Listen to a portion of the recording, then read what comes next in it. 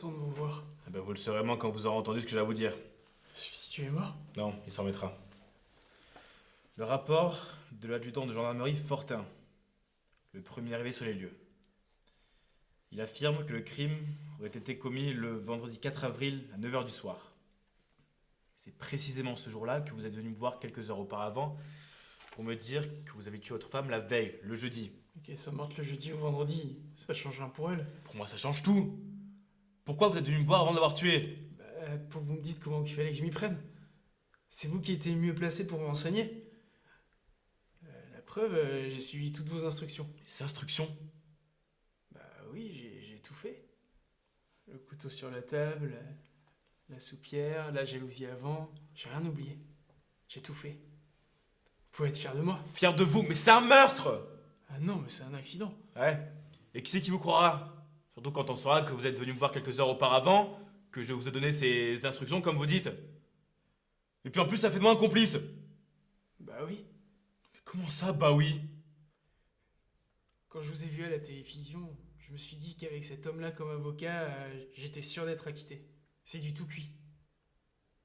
Puis un acquittement de plus pour vous, ça ne se refuse pas. Ben si, justement, ça se refuse. C'est trop immoral. Ah bon? Et vous trouvez ça moral de me faire tuer ma femme et puis après de me laisser guillotiner? Mais je vous ai jamais demandé de tuer votre femme. Ah bah quand même! Vous m'avez dit comment faire. C'est pareil, même peut-être pire. C'est insensé. De toute façon, j'ai pas tué ma femme. Je voulais le faire, mais au dernier moment, c'est elle qui a voulu m'enfoncer un couteau dans le ventre. Voilà, c'est pas moi! Bon. Parlons du poison alors. Les analyses montrent qu'il s'agit de strychnine, contenu dans un taupicide, le Tutop 10. C'est vous qui l'aviez acheté? Pourquoi faire?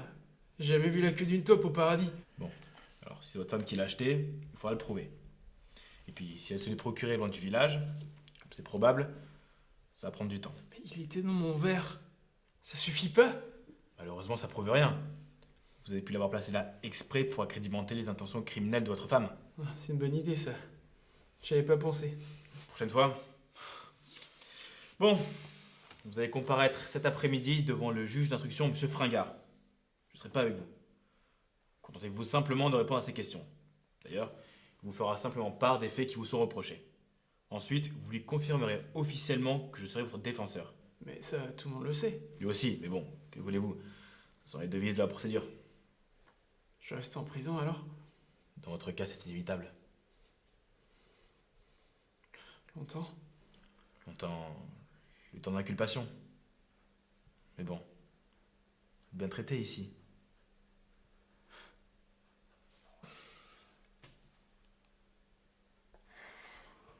Ça va?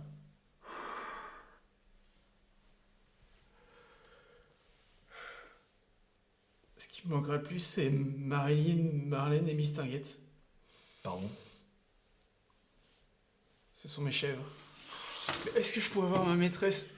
Non, mais en plus, vous avez une maîtresse? Bah oui, comme tout le monde. Non, mais c'est mauvais ça! Et pourquoi vous l'avez pas dit avant? Ah non, mais moi je parle de ma maîtresse d'école, Madame Blondeau. Mais avec vous, je suis pas au bout de mes surprises.